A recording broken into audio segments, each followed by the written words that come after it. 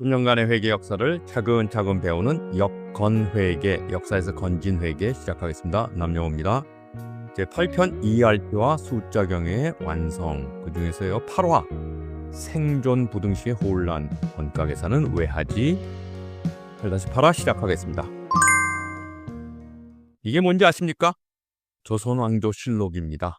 영종대왕, 여긴 광해군이네요. 광해군 일기 이렇게 있습니다. 조선왕조실록은 굉장한 책이죠. 태조부터 철종까지 25대 472년의 역사를 다룬 세계 최대의 역사물입니다. 조선의 정치, 경제, 외교, 군사, 법률, 산업, 예술, 종교 모든 분야에 있고요.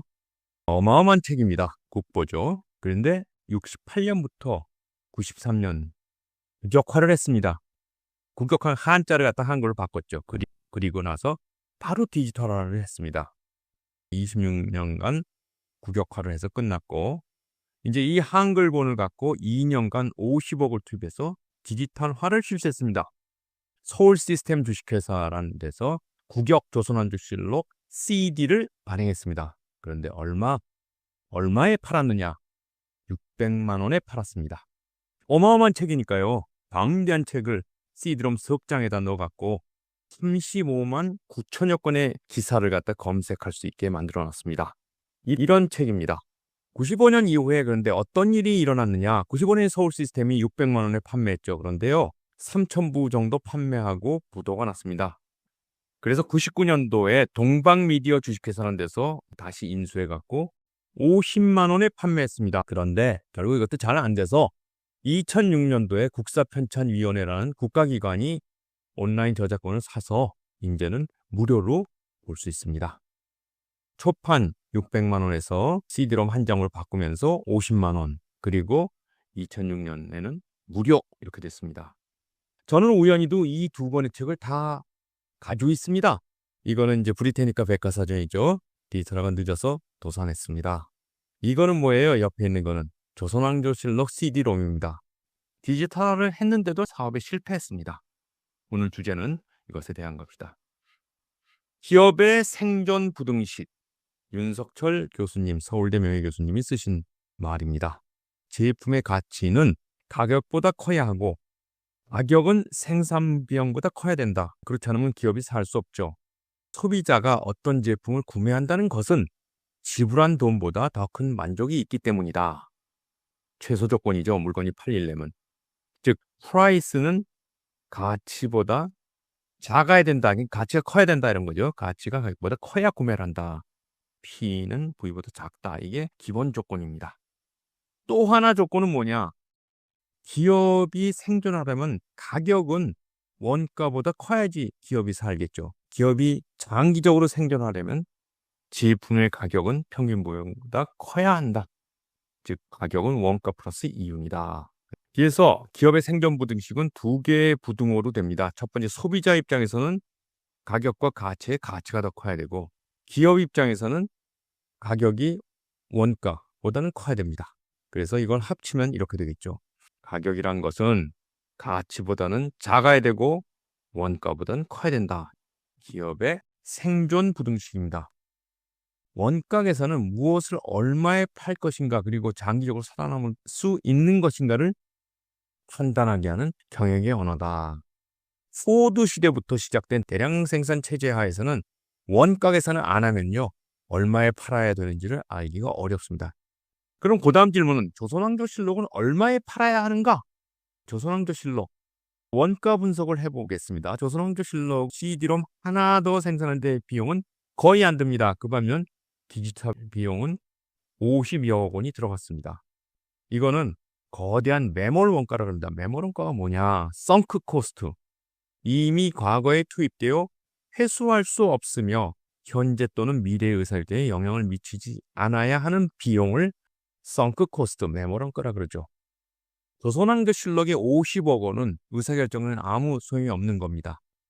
조선왕조실록을 생산하는데 거의 돈이 안 들어요. 평균 비용이란 걸 알아야지 가격을 낼 수 있죠. 고정비 더하기 0인데 판매량이 얼마 되느냐에 따라서 평균 비용이 크게 달라집니다. 일반 제어는 그렇지 않죠. 왜? 일반 제어는요, 한계 비용이라는 게 있어요. 생산하면 생산할 때마다 돈이 더 들어요. 그러니까 그게 굉장히 중요한 숫자인데, 정보제에서는 이 한계 비용이 거의 없습니다. 매몰, 원가만 있습니다. 그러다 보니까 C는 이꼴 C라는 게 거의 무의미해졌습니다. 판매량이 얼마냐에 따라서 C의 크기가 달라지고 C의 크기가 달라지기 때문에 가격을 결정하는 게 굉장히 어렵죠. 그럼 조선왕조 칠로의 가치는 어떻게 되느냐? 가격을 정하기도 어려운데 가치로 가보겠습니다. 소비료마다 큰 차이가 납니다. 역사학자, 어마어마하게 가치가 크죠. 저 같은 일반인 전혀 가치가 없습니다. 솔직히. 도서관 반드시 소장해야 되죠. 이렇기 때문에 가치를 정할 수가 없습니다. 그런데 어떻게 가격을 정할 수 있을까요? 결국 C는 V보다 작아야 된다는 것은 무의미한 생존 부등식이 됩니다. V가 개인별로 다르다. 더 중요한 건요, 상황에 따라서 V가 달라집니다.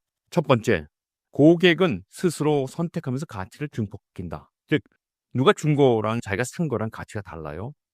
두 번째, 초기 고객의 가치는 굉장히 높습니다. 얼리 어댑터들이요. 세 번째, 사용자가 많아질수록 가치가 커진다. 이걸 흔히 네트워크 효과라 그럽니다. 그러면 정보제 특성에 대해서 한번 알아볼까요? 네트워크 효과. 특정 제품이나 서비스를 사용하는 사용자 수가 늘어날수록 개개 사용자의 가치는 급증하고 총 가치가 증가하는 현상. 이거는 일반제도 있습니다. 정보제의 네트워크 효과는 일반제보다 훨씬 크죠. 일반제의 경우는 수요가 증가하면요, 혼잡 희소성이 있어서 가치가 감소합니다. 그럼 어떻게 돼요? 혼잡을 줄이려고 가격을 인상하죠. 그 반면에 정보제에서는 어떻게 돼요? 수요가 증가하면은 연결, 학습, 아까 말한 네트워크 효과가 발생해서 가치가 계속 증가합니다. 예를 들어보겠습니다. 수영장 갈 때마다 느끼는 건데요. 사람이 없으면 어떻게 돼요? 쾌적하죠. 가치가 높죠. 사람이 많아지면요, 개인 가치가 감소합니다. 네트워크 효과라는 게 있을 수가 없어요. 근데 넷플릭스는 어떻게 돼요?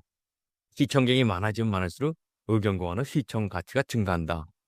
캐대언 같은 거 보고 나서 와, 대단하다. 그리고 다른 사람이랑 막 얘기하죠. 그럼 가치가 올라가죠. 네트워크 효과의 경제적 결과는 어떻게 되느냐? 네트워크 효과가 있기 때문에 진입 장벽이 급상승합니다. 이 얘기는 뜻이 뭐냐? 늦게 들어온 경쟁자는 사용자 확보하기가 어렵습니다. 네트워크 효과가 없으니까. 그러면은 한계비용이 0에 가까움으로 무료 전략이 가능해서 진입 장벽을 만들어 버립니다. 못 들어오게. 더 싼 게 아니라 더 큰 네트워크가 이기게 되죠. 1위는 초과 이익을 얻고 2위는 생존이 불가능합니다. 그래서 위너 테이크스 올, 승자 독식의 효과가 나타납니다. 승자의 이중효과, 네트워크 효과라는 건 이제 소비자들이 만들어내는 효과죠. 1위 정보제는 언제나 가치가 올라가죠. 그런데 하나가 더 있었습니다. 지난 시간에 배운 것처럼 규모의 불경제가 없기 때문에 생산자 입장에서도, 즉 공급자 입장에서도 계속 생산 원가가 떨어집니다. 공급 측, 수요 측, 규모의 불경제 없는 거가 결합돼서 승자가 시장을 무조건 장악하게 됩니다. 디지털 기업을 경영할 때는 어떻게 해야 되느냐? 중요한 것만 한번 보면요, 경영의 중심 질문이 바뀝니다.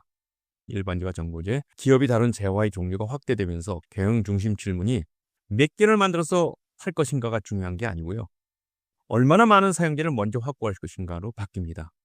제트기가 뜨려면요, 260에서 300km가 돼야지만 뜬답니다. 그렇지 않으면 어떻게 돼요? 비행기가 아니죠. 빨리 달리는 날개 달린 자동차보다 똑같은 거죠. 그래서 날아올라야지만 비행기가 됩니다.